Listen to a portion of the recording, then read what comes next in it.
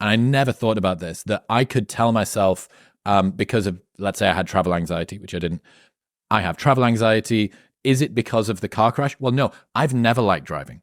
I've always been scared of driving. Even before that thing happened, and it's just part of the baked in assumptions and physics of your system. And that's now 100%. just how you see the world. 100%. And that's terrifying because to me, you have been robbed of your ability to fact check what is true and what is false by your own mind. And that's intended. That's not a bug, that's a feature. How so? That's a survival feature. So I'll give you just a simple example. So let's say I go eat at a restaurant 5 times, right?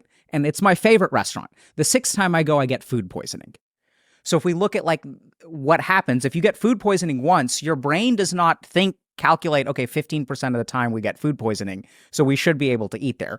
All it takes is one negative experience to bias all of our recollections of the past. And that's a survival mechanism, right? So let's think about like when we were evolving, let's say I go to a watering hole to get water, but the 6th time I go, a crocodile jumps out at me. It is of a lot of benefit for my survival if I go back and question the last 5. Did I get lucky? Was that actually safe? Who knows?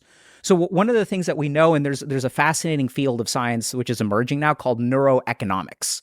And neuroeconomics is fascinating because it looks at all of these cognitive biases that we have, especially around negative experiences. And one of the things that we learned is that the human brain doesn't want to perceive reality. It wants to adjust reality for the benefit of survival.